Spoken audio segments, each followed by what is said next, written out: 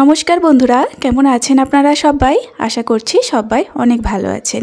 আজকে আমি তৈরি করে দেখাবো খাস্তা মুচমুচে নিমকি। স্পেশালি দুর্গাপূজা উপলক্ষে আজকের এই নিমকি রেসিপি আপনাদের সঙ্গে শেয়ার করব। নিমকি তৈরি করা একদমই সহজ ব্যাপার, তবে কয়েকটা টিপস যদি একদম পারফেক্টভাবে ফলো করেন তাহলে কিন্তু নিমকিটা একদম মুচমুচে হবে, তার সঙ্গে ফুলকো তৈরি হবে। অনেক দিন পর্যন্ত রেখে দিলেও একইভাবেই খাস্তা থেকে যাবে। রেসিপিটা অবশ্যই সম্পূর্ণ দেখুন, আজকের রেসিপি অনেক ভালো লাগবে। আর রেসিপিটা যদি আপনাদের ভালো লাগে তাহলে একটা লাইক দেবেন, তার সঙ্গে চ্যানেলটিকে সাবস্ক্রাইব করে অবশ্যই পাশে থাকবেন। তো চলুন শুরু করে দিই আজকের রেসিপি। নিমকি তৈরি করার জন্য এখানে 1 বাটি ময়দা নিয়ে নিচ্ছি। যেমন পরিমাণে নিমকিটা তৈরি করবেন সেইভাবেই ময়দাটা বাড়িয়ে বা কমিয়ে নিয়ে নেবেন। 1 বাটি ময়দার জন্য 1/2 চামচ লবণ দিয়ে দিলাম, আর দিচ্ছি 1/2 চামচ পরিমাণে কালো জিরে। আর ময়ামের জন্য দিয়ে দিচ্ছি 4 চামচ পরিমাণে সাদা তেল। এখানে যদি চায়ের কাপে করে মাপা হয় তাহলে 2 কাপ ময়দা আছে, সেই অনুযায়ী আমি তেলটা দিয়েছি 4 চামচ। এই মাপটা অবশ্যই দেবেন, তাহলে একদম পারফেক্টভাবে দেখবেন ময়ামটা তৈরি হবে। তো হাতের সাহায্যে আমি খুব সুন্দর করে দেখুন কিছুক্ষণ ময়াম দিয়ে নিলাম। আস্তে আস্তে দেখুন ময়দাটা অনেকটা ভেজা হয়ে গেল।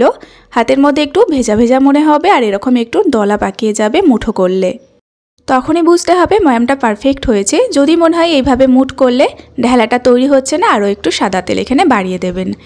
এবার অল্প অল্প নর্মাল জল দিয়ে এখানে ময়দাটাকে মেখে নেব একটু শক্ত করে।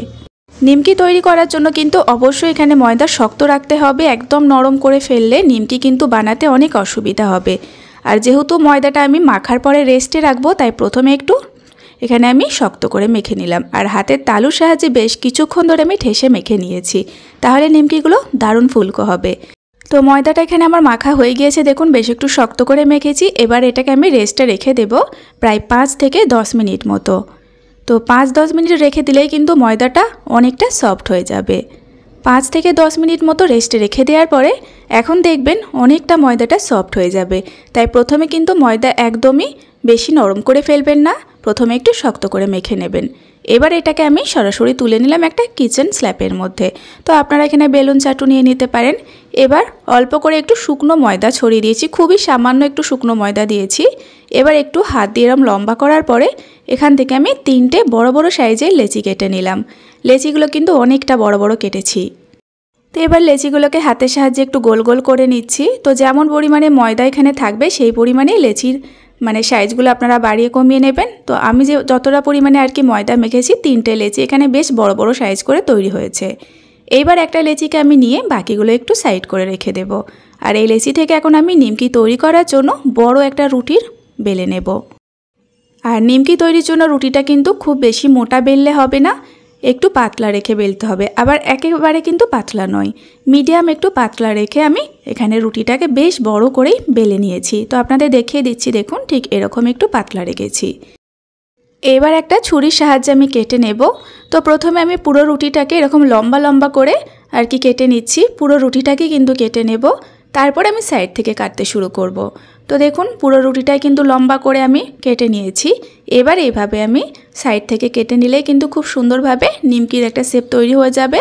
তো এখানে আমি একটু বড় বড় সাইজ করে নিমকিগুলো তৈরি করছি। যদি ছোট ছোট করতে চান তাহলে আর একটু সরু সরু করে আর কি কেটে নিতে হবে এই রুটিগুলো।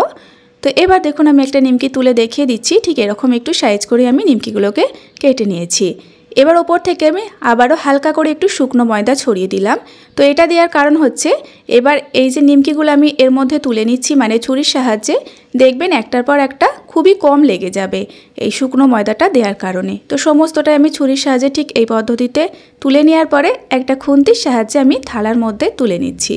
প্রথমে এগুলো খুব জড়িয়ে থাকবে, তবে তেলে দেওয়ার পরে দেখবেন একদম এগুলো ছড়িয়ে যাবে তেলের মধ্যে। এবার আমি নিমকিগুলোকে ভেজে নেব। তো নিমকি ভাজার জন্য এখানে সাদা তেল খুব ভালোভাবে দেখুন গরম করেছি। খুব যে বেশি তেল গরম করেছি যে দেওয়ার সঙ্গে সঙ্গে পুড়ে যাবে সেটাও নয়, মিডিয়াম গরম করেছি যাতে নিমকিগুলো দেওয়ার সঙ্গে সঙ্গে টকবক করে তেলের মধ্যে ফুটতে শুরু করে। আর দেওয়ার সঙ্গে সঙ্গে দেখুন আমি খুন্তির সাহায্যে ছড়িয়ে দেওয়ার চেষ্টা করলাম, যাতে কি হয় সমস্ত নিমকিগুলো একদম আলাদা হয়ে একটা একটা করে তেলের মধ্যে ভাজা হয়। এবার দেখুন সমস্ত নিমকিগুলো একটা একটা করে তেলের মধ্যে ছড়িয়ে গিয়েছে। এবার সময় নিয়ে নিমকিটাকে ভেজে নেব। ফ্লেমটা কিন্তু লো টু মিডিয়ামে থাকবে, হাই ফ্লেম রেখে একদমই নিমকি ভাজা যাবে না, তাহলে ওপর থেকে কালারটা চলে আসবে আর মুচমুচে হবে না। মোটামুটি 10 মিনিট মতো, 10 মিনিটের মধ্যে এরকম একটা কালার আসবে। এর থেকে বেশি কিন্তু কালারটা করবেন না, কারণ ঠান্ডা হওয়ার পরে আরও একটু কালারটা চেঞ্জ হবে নিমকির মধ্যে। তো নিমকিগুলো সমস্ত আমি তেল ঝরিয়ে নামিয়ে নিচ্ছি। একই পদ্ধতিতে আমি সমস্ত নিমকিগুলোকে ভেজে তুলে নিলাম। তো তৈরি হয়ে গেল খুব সহজে পূজা স্পেশাল দারুণ মুচমুচে নিমকির রেসিপি। তো অনেক সহজভাবে বানানোর চেষ্টা করেছি যাতে আপনারা পারফেক্টভাবে নিমকির রেসিপিটা তৈরি করতে পারেন আর এইভাবে অনেক বানিয়ে রেখে দিতে পারেন অনেক দিন পর্যন্ত, একইভাবে খাস্তা থাকবে। আর দেখুন কতটা মুচমুচে হয়েছে নিমকিগুলো, এখনও বেশ গরম আছে, যত ঠান্ডা হবে ততটাই এগুলো খাস্তা তৈরি হয়ে যাবে। রেসিপিটা কেমন লেগেছে অবশ্যই জানাবেন। আর যদি আজকের রেসিপিটা আপনি সম্পূর্ণ দেখে থাকেন তাহলে অনুরোধ থাকলো চ্যানেলটিকে সাবস্ক্রাইব করে অবশ্যই আমার পাশে থাকবেন। আজ এই পর্যন্তই বন্ধুরা, আবারও ফিরে আসবো এরকম কোনো সহজ রেসিপি নিয়ে।